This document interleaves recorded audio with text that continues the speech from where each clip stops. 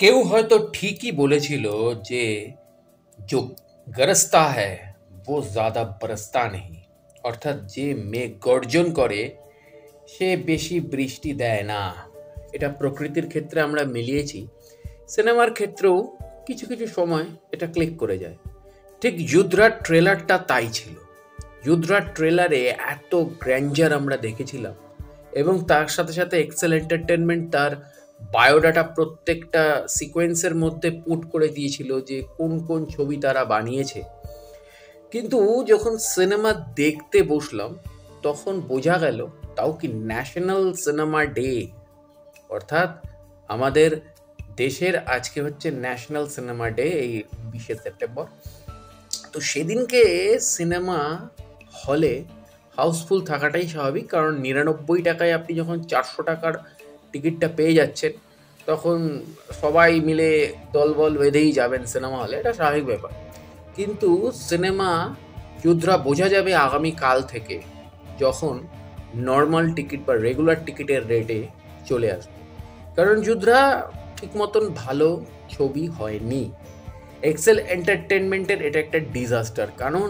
কারণ এক্সেল এন্টারটেনমেন্টের কাছে আমরা সবসময় এক্সপেক্ট করি, যেহেতু ফারহান আক্তার, রিতেশ সেধওয়ানি এরা সেই দিল চাহতা হ্যায়, লক্ষ্যের সময় থেকে, মানে আজ থেকে 20-24 বছর আগে যখন আমরা ছোট ছিলাম সেই সময় থেকে তারা আমাদেরকে, আমাদের সমসাময়িক জেনারেশন এবং পরবর্তীকালে আমাদের যত বয়স বেড়েছে পরের জেনারেশনগুলোকেও ধরার জন্য তারা তাদের মতন সিনেমা এনেছে, এবং মির্জাপুরের মতন একটা সিরিজও তারা এনেছে।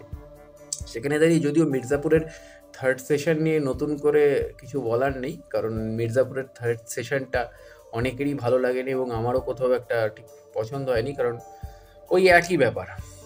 এবং যুদ্ধরাতে তো ফারহান আক্তার নিজে ডায়লগ লিখেছে, নিজে সংলাপ লিখেছে।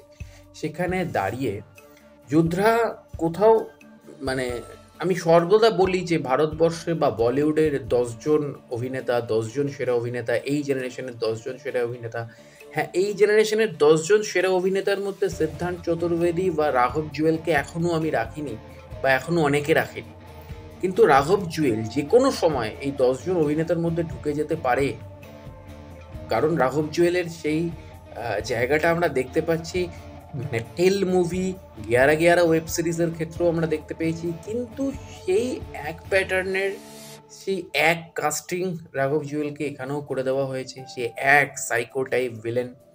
হ্যাঁ, তো এক্স্যাক্টলি সেই জায়গা থেকে দাঁড়িয়ে মানে কিলের মতন সাইকো টাইপ ভিলেনের অভিনয় রাঘব জুয়েল এখানেও করছে। মানে দুটো পার্থক্য হচ্ছে, কিল সিনেমাতে একজন দেহাতি গরিব ছেলে ছিল, এবং এখানে একটা অত বড় লেভেলের একটা বড়লোক বাবার ছেলে, একটা বড়লোক স্মাগলার। তো এক্স্যাক্টলি আলটিমেটলি ক্যারেক্টার প্যাটার্নটা একই, একটা সিগনেচার প্যাটার্ন যেন হয়ে যাচ্ছে রাঘব জুয়েলের ক্ষেত্রে, যেটা না ভাঙলে রাঘব জুয়েলের কেরিয়ার কিন্তু শেষ হয়ে যাবে শুরুতেই। এবং তার সাথে সাথে সিদ্ধান্ত চতুর্বেদীকে আমরা কিন্তু সেই গল্লি বয় থেকে পেয়েছিলাম।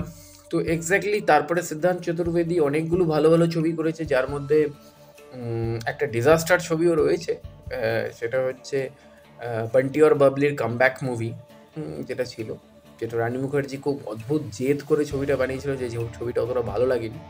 তো এক্স্যাক্টলি সেই ছবিতেও সিদ্ধান্ত চতুর্বেদী ছিল। কিন্তু সিদ্ধান্ত চতুর্বেদী এই ছবিতে যুদ্ধরাতে প্রচণ্ড পরিমাণে অ্যাংরি ইয়ংম্যান লুকসে নিজেকে প্রেজেন্ট করতে চেয়েছে। একটা রিভেঞ্জ ড্রামা, যে যার বাবা মা খুব ছোটোবেলায় মারা যাচ্ছে, সে প্রতিশোধ নিতে চাইছে। এটা আমরা বাজিগার তারও আগে দেখেছি আমরা। হ্যাঁ, শাহরুখ খানের জন্মই হয়েছে রিভেঞ্জ ড্রামার মাধ্যমে।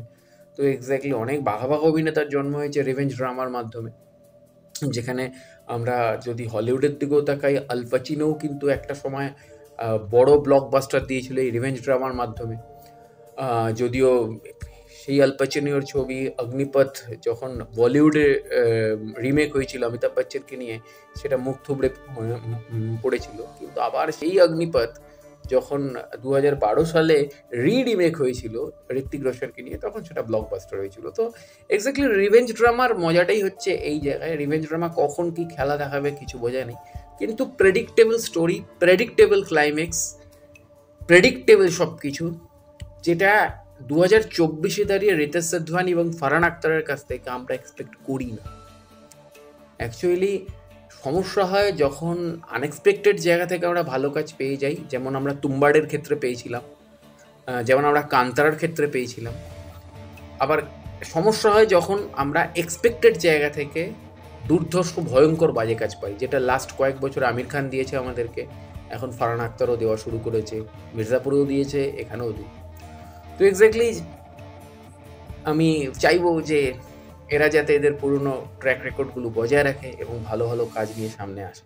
তো ইচ্ছা হলে আপনি দেখতে পারেন, রেটিংয়ের কোনো প্রশ্নই নেই, কারণ রেটিং ফেটিং আমি বিশ্বাস রাখি না। কিন্তু ঘটনা হচ্ছে ইচ্ছা হলে দেখতেই পারেন, একটা অ্যাকশন প্যাকড ছবি, যারা অ্যাকশন ভালোবাসেন দেখতেই পারেন। অবশ্যই দেখা হচ্ছে পরের ভিডিওতে, জুড়ে থাকুন। নমস্কার।